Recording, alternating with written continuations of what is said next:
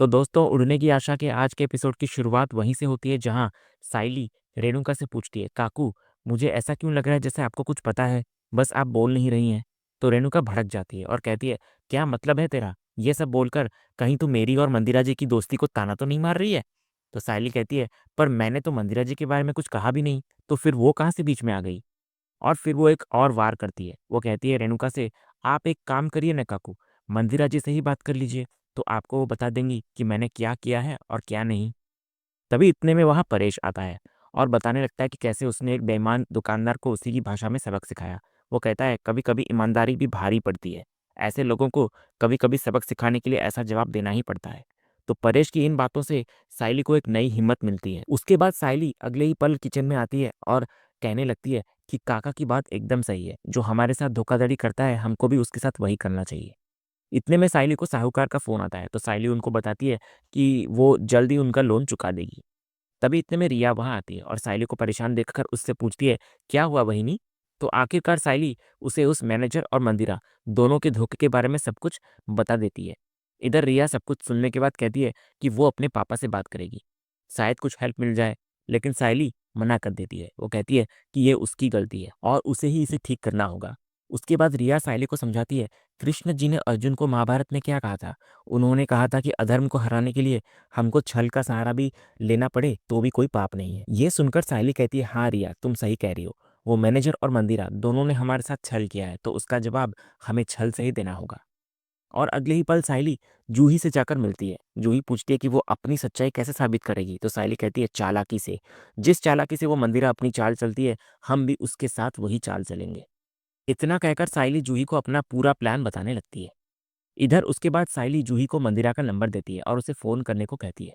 तो जूही फिर मंदिरा को फ़ोन लगाती है और एक बहुत ही प्रोफेशनल तरीके से उसको कहती है कि उसे उसका नंबर वेडिंग हॉल के मैनेजर से मिला है और उसके पास पुणे का एक बहुत बड़ा वेडिंग डेकोरेशन का ऑर्डर है। वो कहती है कि मैनेजर ने कहा है मंडप मतलब मंदिरा। तो ये सुनकर मंदिरा खुश हो जाती है। वो कहती है कि वो पुणे में भी काम अरेंज कर देगी और फिर वो खुद ही अपनी जाल में फंस जाती है। वो कहती है, और आपको अलग से हॉल का कमीशन देने की ज़रूरत नहीं है, वो मैं मैनेज कर लूँगी अपने पेमेंट से। इधर जूही भी एक और दाव चलती है। वो पूछती है, और मुझे मेरा शेयर तो मिल जाएगा ना? तो मंदिरा कहती है, ऑफ कोर्स डियर, तुम्हें भी तुम्हारा कमीशन मिलेगा, क्योंकि बड़े बड़े ऑर्डर्स में सब कुछ मैनेज हो जाता है। इधर फोन रखने के बाद जूही कहती है साइली से कि इसमें तो ताई तेरा जिक्र नहीं हुआ, तो ये तेरा किस काम का? तो साइली कहती है, सबर रख जूही, जैसे उस मंदिरा ने ये कमीशन वाली बात उगल दी है ना, वैसे ही वो मैनेजर और अपनी मिली भगत के बारे में भी बता देगी। वो कहती है, ये रिकॉर्डिंग जो है ना हमने की है, यही हमारा खास अस्त्र है। अगले ही सीन में साइली और जूही दोनों रिया के डबिंग स्टूडियो पहुंचते हैं। वो लोग रिया को मंदिरा की आवाज़ की रिकॉर्डिंग सुनाते हैं और अगले ही पल रिया हूबहू मंदिरा की आवाज़ में बोलने लगती है। उसके बाद रिया मंदिरा की आवाज़ में उस मैनेजर को फ़ोन लगाती है। वो उसको पूछती है, वो पिद्दी साइली वहाँ वापस आई थी या नहीं? तो मैनेजर कहता है, हाँ वो आई थी, पर मैडम जैसा आपने बोला था ना, वैसा ही हुआ। वो यहाँ आकर रोई, गिड़गिड़ाई, लेकिन मैंने उसे 1 रुपए तक नहीं दिया। वो बताने लगता है कि वो अब क्लाइंट से पेमेंट लेने जा रहा है और वो लोग अपना अपना शेयर बांट लेंगे। इधर रिया पूछती है कि वो उसे उसका हिस्सा कहाँ देगा। तो साइली रिया को गणेश मंदिर बुलाने का इशारा करती है। तो रिया फिर मैनेजर को पास वाले गणेश मंदिर पहुंचने को कहती है और साथ में वो कॉन्ट्रैक्ट भी लाने को कहती है, क्योंकि उसे उसे फ्रेम कराकर अपने घर में रखना है। तो मैनेजर मान जाता है और इसी के साथ एक बहुत बड़े धोखेबाज को पकड़ने के लिए एक आखिरी और सबसे बड़ा जाल अब बिछाया जा चुका होता है। इधर फोन रखने के बाद जूही और साइली दोनों रिया की तारीफ करती है। फिर रिया उस कॉल रिकॉर्डिंग को जूही के फोन पर भेज देती है और उसकी एक्स्ट्रा कॉपीज बनाने को कहती है। इधर साइली कहती है कि अब उन्हें मंदिरा को भी मंदिर बुलाना होगा। तो जूही फिर मंदिरा को फोन करती है और उसको बताती है कि पुणे वाली पार्टी मान गई है और वो उसे एडवांस देने के लिए गणेश मंदिर के बाहर बुला रही है। तो मंदिरा खुशी खुशी मान जाती है और कहती है, तुमने तो बहुत जल्दी इस डील को लॉक कर दिया डियर, इसके लिए मैं तुमको एक्स्ट्रा कमीशन दूंगी। उसके बाद फ़ोन रख देती है मंदिरा। इधर साइली कहती है कि ये सिर्फ उसके पैसों की बात नहीं, बल्कि उन सब ताई लोगों की मेहनत की बात है और वो इस बार खाली हाथ वापस नहीं आएगी। अगले ही सीन में मंदिर में मैनेजर इंतजार कर रहा होता है। तभी इतने में वहां मंदिरा आती है। वो मैनेजर को देखकर हैरान होती है और पूछती है, आप यहाँ कैसे? तो मैनेजर जो उसे पैसे देने के लिए आया होता है, वो उसे देते हुए कहता है, साइली के मेहनत के पैसे अब हमारे हुए, ये लीजिए आपका शेयर। तो मंदिरा खुशी खुशी पैसे ले लेती है और पूछती है, उस पिद्दी ने कोई और तमाशा तो नहीं किया ना? तो मैनेजर कहता है, वो तो मैंने आपको बताया था ना कि वो ओनर के पास जाकर दुखड़ा रो रही थी, लेकिन मैंने उसको वहां से भी निकलवा दिया। वो कहता है कि उसने दूसरे हॉल वालों को भी उसके बारे में बता दिया है, ताकि उसे कोई काम न दे। उसके बाद मैनेजर पूछता है, मंदिरा जी, आपने मुझे फ़ोन करके मंदिर में क्यों बुलाया, एग्रीमेंट पेपर के साथ? तो मंदिरा कहती है, नहीं तो मैंने नहीं बुलाया। तो मैनेजर फिर बोलता है, आपने नहीं बुलाया तो किसने बुलाया? तभी पीछे से सायली की आवाज़ आती है, मैं बताती हूँ कि तुम्हें किसने बुलाया है। और इधर सायली, रिया और जूही तीनों उनके सामने आ जाती हैं। उन्हें देखकर मैनेजर और मंदिरा के होश उड़ जाते हैं। तभी वहाँ उस हॉल का मालिक भी आ जाता है। इधर सायली फिर मंदिरा से कहती है, तो तुम इस मैनेजर को कमीशन देती हो, इसलिए इसने तुम्हारे साथ मिलकर मेरे साथ छल किया। इधर मैनेजर कहता है कि उसने ये कब कबूल किया? तो जूही इधर मंदिरा को कहती है, अच्छा हुआ आप एडवांस लेने यहाँ पर आ गई, वरना ये सब खुलासा कैसे होता? तो मंदिरा समझ जाती है कि जूही ने ही उसे फ़ोन करके बुलाया था। इधर उसके बाद जूही मैनेजर को कहती है कि उसने जिससे फ़ोन पर बात की थी वो मंदिरा नहीं बल्कि रिया थी, जो एक डबिंग आर्टिस्ट है। इधर उसके बाद सायली मंदिरा से कहती है, जो तुमने मेरे साथ किया मैंने भी वही तुम्हारे साथ किया। मैंने तुम्हारे छल का जवाब छल से दिया। जूही भी कहती है, मेरी ताई स्कूल में ऐसे ही टॉपर नहीं थी। उसके बाद सायली हॉल के मालिक को वो रिकॉर्डिंग सुनाती है जिसमें मैनेजर ने अपना गुनाह कबूल किया था। ये सुनकर हॉल का मालिक गुस्से में आकर मैनेजर को एक जोरदार तमाचा मारता है और कहता है, यू आर फायर्ड। उसके बाद मैनेजर कहने लगता है कि उसने ये सब मंदिरा के कहने पर किया था। तो मालिक मंदिरा से कहता है, ये थप्पड़ की हकदार तो तुम थी मंदिरा, पर शुक्र मनाओ कि तुम एक औरत हो। वो कहता है कि उसने एक औरत होते हुए भी दूसरी औरत को आगे बढ़ते हुए नहीं देखना चाहा। उसके बाद मालिक मैनेजर के हाथ से वो पैसे लेकर सायली को देता है और उससे माफ़ी मांगता है। तो सायली कहती है कि वो समझ सकती है, क्योंकि उसकी जगह पर कोई और भी होता तो वो भी यही रिएक्ट करता, क्योंकि सबूत उसके खिलाफ थे। उसके बाद वो मालिक मंदिरा से कहता है, देख रही हो तुम मंदिरा, जिस लड़की को तुम सिंपल, साधारण और फूल वाली समझती थी, वो तुमसे कई ज़्यादा टैलेंटेड और काम के प्रति ईमानदार है। और फिर वो एक ऐलान करता है कि आज से उसके सारे हॉल के ऑर्डर सिर्फ सायली को ही मिलेंगे। ये सुनकर मंदिरा मनी मन कहती है कि इस पिद्दी सायली के चक्कर में उसके सारे क्लाइंट्स उससे दूर हो रहे हैं। उसके बाद सायली मंदिरा से कहती है, किसी को अपना कंपटीशन मानना गलत नहीं है, लेकिन खुद को ऊपर रखने के लिए दूसरों को नीचे दबाना बहुत गलत है। वो कहती है, कल आपका था तो आने वाला कल मेरा है। इधर रिया भी कहती है, जो लोग दूसरों के लिए गड्ढा खोदते हैं ना, वो खुद ही उसमें गिर जाते हैं। जूही भी कहती है कि अच्छा हुआ जीजू यहाँ पर नहीं है, वरना ये मैनेजर हॉस्पिटल में होता अब तक। उसके बाद सायली मंदिरा को आखिरी वार्निंग देती है कि भगवान सब देख रहे हैं मंदिरा जी, तो आइंदा मेरे काम के बीच में आने की कोशिश भी की ना, तो फिर देखना मैं क्या हाल करती हूँ तुम्हारा। और इसी के साथ रिया, जूही और सायली वहां से चली जाती हैं। दूसरे सीन में रेस्टोरेंट पर आकाश काम खत्म होने के बाद एक रेसिपी बुक पढ़ रहा होता है। तभी रिया वहां आती है और उससे बात करने की कोशिश करती है, लेकिन आकाश का ध्यान बुक पर होता है। तो रिया कहती है, यहाँ कोई कस्टमर भी नहीं है और फिर भी तुम्हारे पास मेरे लिए टाइम नहीं है। तभी आकाश कहता है कि उसे एक बहुत अमेजिंग बुक मिली है जिससे वो अपने डिशेस को और भी अच्छा बना सकता है। तो रिया फिर उसके बाद आकाश को प्यार से देखती है और कहती है कि जब वो उसे इतने पैशन के साथ काम करते हुए देखती है तो उसे बहुत खुशी होती है। तभी इतने में वहाँ नीतू आती है और आकाश से पूछती है कि क्या उसने रिया को उनके बिग सरप्राइज़ के बारे में बताया है?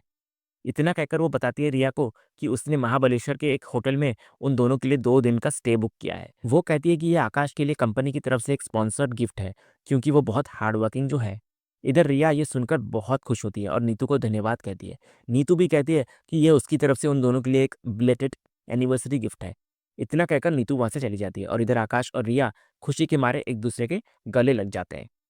उधर दूसरी तरफ सायली साहूकार के पास पहुंचती है और उसे बताती है कि उसके साथ मंदिरा ने एक बहुत बड़ा धोखा किया है। तो मंदिरा का नाम सुनकर साहूकार थोड़ा हैरान होता है। इधर सायली उसको बताती है कि कैसे मंदिरा उसे आगे बढ़ने नहीं देना चाहती और वो उसे परेशान कर रही है। तो साहूकार उसकी हिम्मत और ईमानदारी की तारीफ करता है और कहता है कि बिजनेस में ऐसे जलने वाले लोग बहुत मिलेंगे, लेकिन उसे डटकर उनका सामना करना है। फिर साहूकार कहता है कि अगर कभी भी उसे पैसों की दोबारा जरूरत पड़े तो वो उसके पास आ सकती है। इधर सायली फिर साहूकार को उसके सारे पैसे लौटा देती है और वहां से चली जाती है। बाहर आकर उसे सचिन का फोन आता है। सायली पूछती है, तुम कहाँ हो? तो सचिन इस पर कहता है कि वो मुंबई पहुंच चुका है। फिर वो सायली को अपने अड्डे पर बुलाता है उससे मिलने के लिए। अगले ही पल सायली सचिन के पास पहुंचती है और दोनों मिलकर चाय पीने लगते हैं। इधर सचिन सायली को खुश देखकर पूछता है कि क्या बात है? तो सायली बताती है कि मुझे मेरे ऑर्डर के पैसे मिल गए हैं सचिन। तो ये सुनकर सचिन बहुत खुश होता है और कहता है, क्या बात है, मेरी बाइको तो एकदम मालामाल पार्टी बन गई है। इधर सायली आगे कहती है कि उसने लेनदार के पैसे भी लौटा दिए हैं। लेकिन फिर अगले ही पल सायली का चेहरा उतर जाता है। वो कहती है, मैंने तुमसे एक बात छिपाई है सचिन। और वो उसे उस धोखाधड़ी वाले कांड के बारे में सब कुछ बता देती है। इधर सचिन पहले तो गुस्सा होता है। वो कहता है, इतना बड़ा गोची हो गया, तू मेरे को कुछ नहीं बताई? फिर वो कहता है कि उसने उसे कॉन्ट्रैक्ट पढ़कर साइन करने को कहा था, लेकिन उसने उसकी बात ही नहीं मानी। इधर सायली कहती है कि वो डर गई थी और वो नहीं चाहती थी कि सचिन सब कुछ छोड़कर वापस आ जाए। ये सुनकर सचिन अचानक से हंसने लगता है। वो कहता है, वही मेरी सड़क पर पानी फेंकने वाली सायली और वो हर जोक पर धमकी देने वाली सायली, वही जोश वाली सायली लगता है वापस आ गई है। वो कहता है कि जब वो यहाँ पर नहीं था तो साइली ने सब कुछ अकेले ही संभाला, तो उसे उस पर बहुत गर्व है। लेकिन उसे इस बात का दुख भी होता है कि वो उस वक्त उसके साथ नहीं था और उसे ये सब अकेला झेलना पड़ा। इधर सायली कहती है कि वो अकेली नहीं थी, बल्कि रिया और जूही ने उसका साथ दिया और एक तरह से सचिन भी तो उसके साथ था। तो ये सुनकर सचिन पूछता है, मैं कब था? तो वो कहती है, जब भी मैं तुम्हारे बारे में सोचती हूँ ना, तो मुझ में हिम्मत आ जाती है सचिन। सचिन कहता है कि वो कोई भगवान नहीं है, सिर्फ एक टैक्सी ड्राइवर है। तो सायली कहती है, जो हमको अपना मानते हैं और हमें खुश और सफल देखना चाहते हैं, वही तो भगवान होते हैं ना, और तुम तो मेरे लिए वो सारी चीज़ें करते हो। तो ये सुनकर सचिन का दिल अपनी पत्नी के लिए प्यार और गर्व से भर जाता है। अगले ही सीन में घर पर पूरे परिवार को उस धोखाधड़ी के बारे में पता चल जाता है, जो सायली के साथ हुआ था। परेश पूछता है सायली से, क्या ये सच है? तो सायली हाँ में जवाब देती है। इधर सायली कहती है कि जब वो पूरी तरह से फंस गई थी, तो उसने बप्पा से प्रार्थना की और उन्होंने उसे रास्ता दिखा दिया। परेश कहता है कि उसे ये सब बातें पहले बताना चाहिए था, क्योंकि इसमें बहुत खतरा था। इधर रिया परेश से कहती है कि वो चिंता ना करे, क्योंकि इस प्लान में वो भी शामिल थी और इनफैक्ट मंदिरा की मिमिक्री उसी ने ही की थी। उसके बाद सचिन कहता है कि सायली ने बहुत बहादुरी का काम किया है, तो वो उसे वरमाला पहनाएगा। तो तेजस इस पर ताना मारता है, क्यों, तेरी बाई को कोई पॉलिटिशियन है क्या? तो सचिन इस पर तेजस से कहता है, अगर तेरे जैसे खजूर को लोग माला पहना सकते हैं, तो मेरी बाइको ने तो बहुत अच्छा काम किया है। फिर वो सायली को वरमाला पहनाने लगता है। इधर परेश, आकाश और रिया तीनों खुशी से ताली बजाते हैं, लेकिन रेणुका, तेजस और रोशनी खामोश खड़े रहते हैं। उसके बाद तेजस दोबारा ताना मारता है, इसमें सम्मान देने वाली क्या बात है? अगर पहले ही कॉन्ट्रैक्ट अच्छे से पढ़ लेती तो ये नौबत नहीं आती। इसलिए तो कहते हैं ना कि एजुकेशन इज़ वेरी इंपॉर्टेंट, वरना गँवारों को तो कोई भी बेवकूफ़ बना देता है। ये सुनकर सचिन तेजस को याद दिलाता है, तू तो बहुत बड़ा समझदार है ना, तो तभी क्या हुआ था जब वो अजय तेरे को 30 लाख का चूना लगाकर गया? तो इस पर तेजस के पास कोई जवाब नहीं होता। उसके बाद सचिन खुशी के मारे सबको मिठाई बाँटता है और सायली को भी मिठाई खिलाता है। ये सब देखकर इधर रेणुका मन ही मन कहती है, मुझे लगा था कि इस बार सायली घर में बैठ जाएगी, लेकिन ये फूल वाली तो इस बार भी जीत गई और मैं फिर से हार गई। और इसी के साथ एक बहू की जीत और एक सास की हार पर ये एपिसोड यहीं खत्म होता है। तो दोस्तों, आज का ये वीडियो आपको कैसा लगा? कमेंट के माध्यम से हमें ज़रूर कहिएगा और कमेंट में हाइप करना भी मत भूलिएगा और वीडियो को लाइक, शेयर, सब्सक्राइब करना भी मत भूलिएगा, ताकि ऐसे ही रोज़ लेटेस्ट एपिसोड के अपडेट्स आप टेलीविज़न से पहले पा सकें।